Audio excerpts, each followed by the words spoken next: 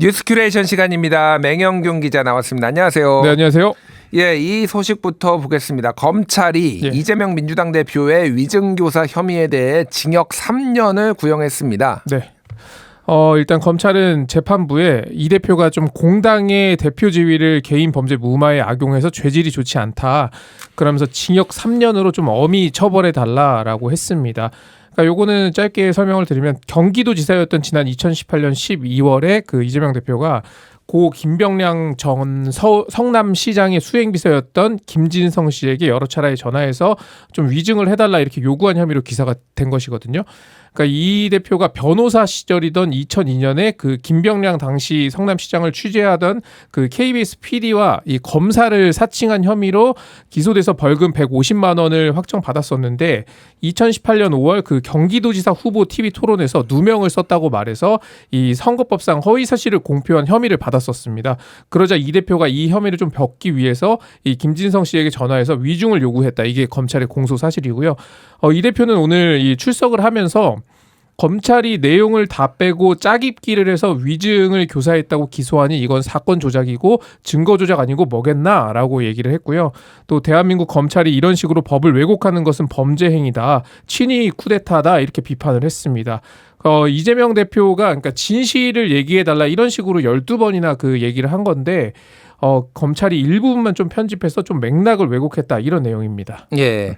정부가 오늘 한덕수 국무총리 주재로 열린 국무회의에서 김건희 여사 특검법, 최상병 특검법, 지역화폐법에 대한 윤석열 대통령의 제의 요구안을 의결을 했습니다. 윤석열 대통령이 이제 재가만 남은 상황인데 10월 4일 이번 주 금요일까지가 시한이니까 그렇습니다. 이번 주 내에 재가를 할 것으로 보이는데 야권은 총공세를 예고하고 있네요. 그렇습니다. 지금 오늘 우원식 국회의장이 한 라디오 인터뷰에서 좀 밝힌 것처럼 10월 10일 전에 재표결을 하겠다라고 했는데 오히려 민주당에서는 그보다 더 빠르게 하겠다 이런 입장들이 좀 들리고 있습니다. 그러니까 10일이 지난 4.10 총선 6개월이 딱 되는 시점이기 때문에 공직선거법 공소시효가 다음 달 10일에 끝나기 때문이다. 이런 얘기가 들리고요.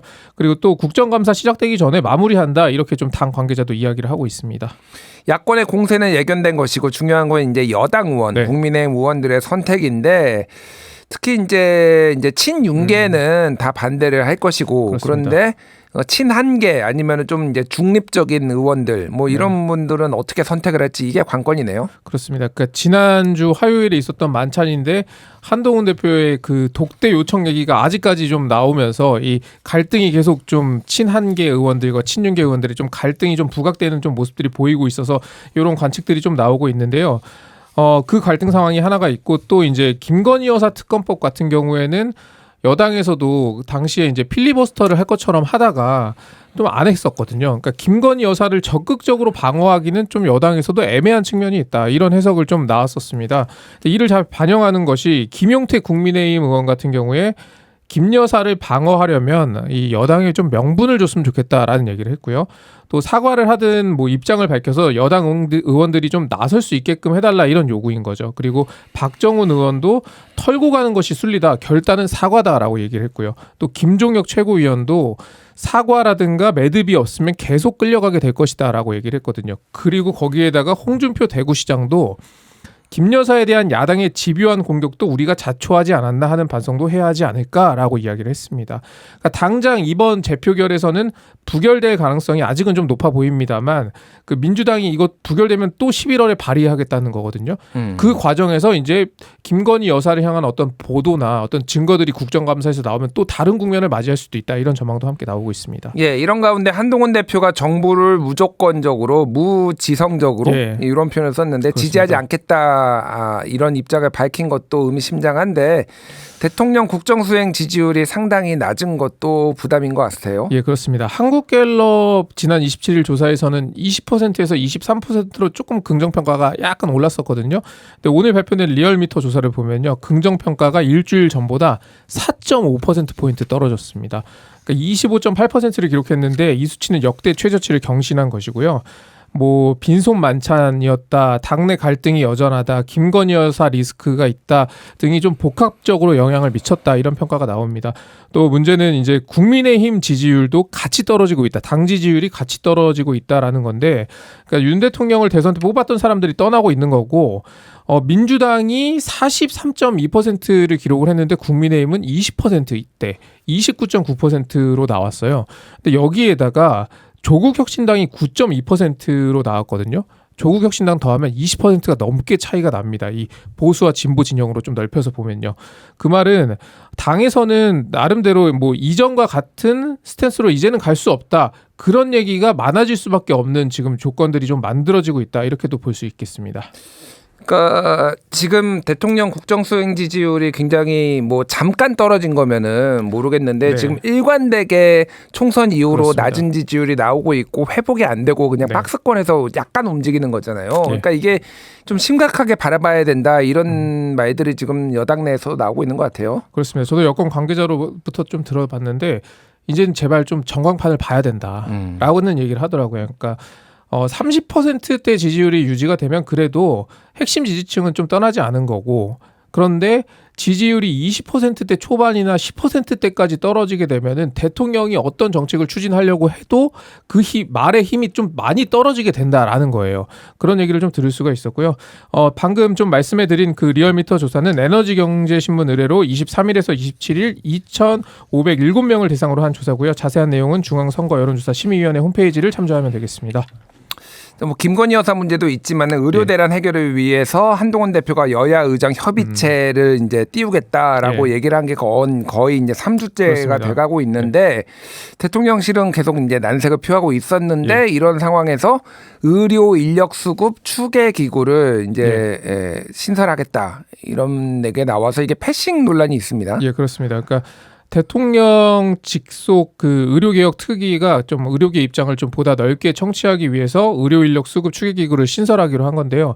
그러니까 전문가 13명으로 구성이 되는 기구인데 그 13명을 추천하는 데 있어서 과반수를 의사단체에게 준다. 이런 방침이에요. 그래서 7명을 의사단체에서 추천을 하게 되고 나머지 6명 가운데 3명은 뭐 환자단체라든지 이런 수요자 추천이 3명이 있고 또 연구기관, 관련 연구기관의 전문가 3명이 또 추천을 받아서 들어가게 되는 구조입니다. 또 위원장은 연구기관이 추천한 위원 중에 위촉하는 형태로 한다. 뭐 이런 얘기를 조규용 장관이 오늘 밝혔고요. 여기서 이제 의사 수가 앞으로 우리나라의 의사 수가 얼마나 필요한지 이거를 좀 따져보겠다라는 겁니다. 그런데 이 한동훈 대표가 여야 의정 협의체를 좀 띄었던 터라 이 한 대표를 패싱하는 거 아니야? 라는 이런 관측 해석이 좀 나왔던 거고요. 이런 관측이 제기되자 오늘 한 대표가 모든 것을 사극적으로 해석하지 말아달라라고 얘기를 했습니다. 일축한 거고요. 여야 의정 협의체는 의료개혁 관련 사안을 좀 전반적으로 논의하는 거고 이 추계기구는 말 그대로 그 객관적인 의사수를 좀 따져보는 기구다. 의사수에 좀 한정된 기구다. 이런 설명을 했습니다. 추계기구가 신설되는 거는 이미 알고 있었다. 당 대변인도 이런 입장이네요. 그렇습니다. 이건 한 대표 얘기가 맞을 것 같은 게 저도 사실 지난달 초반에 그 대통령실 관계자로부터 이 얘기를 들었었어요. 근데 그때는 뭐 추계기구다 이렇게 명칭이 나왔던 건 아니었지만 어떤 의사들의 근무 시간이나 처우, 뭐 응급실 이용 현황, 또 환자들까지 뭐 이런 여러 가지 변수들을 놓고 좀 공정한 시스템으로 돌리려고 한다. 그런데 그런 기구를 좀 만들어서 국민들한테 좀 투명하게 보여주게 되면은 아마도 의사 단체들도 각자 할 말이 있을 테니 여기에는 참여하지 않기가 어려울 것이다. 이런 얘기를 좀 들을 수가 있었거든요. 그래서 요거는 뭐 기존부터 대통령실에서 좀 준비해왔던 보건복지부에서 준비해왔던 어떤 방침이다. 뭐 이렇게 볼 수 있겠습니다. 그렇군요. 그런데 이제 뭐 국민들도 그렇고 추계기구를 먼저 진작에 만들어가지고 그러면 추계를 했어야 되는데 그럼 추계를 제대로 안 하고 지금 뭐 1,500명, 2,000명 이 숫자가 나온 거냐 이런 의문들이 좀 있더라고요. 민주당도 맞습니다. 비슷한 의견을 냈어요. 그렇습니다. 어떤 얘기를 했냐면요. 내년도 의대 2,000명 증원이 과학적이고 결정 과정도 합리적이었다고 주장하고 왜 이제서야 추계기구가 필요하다고 하냐 이러면서 사과 먼저 해라. 이건 모순이다. 이런 입장을 좀 밝혔고요. 의사단체들은 2025학년도 내년도 의대 증원을 중단해야 이 논의체에 참여하겠다라는 입장을 계속 고수하고 있습니다. 예, 뉴스 큐레이션 여기까지 하겠습니다. 맹영균 기자 수고하셨습니다. 네, 고맙습니다.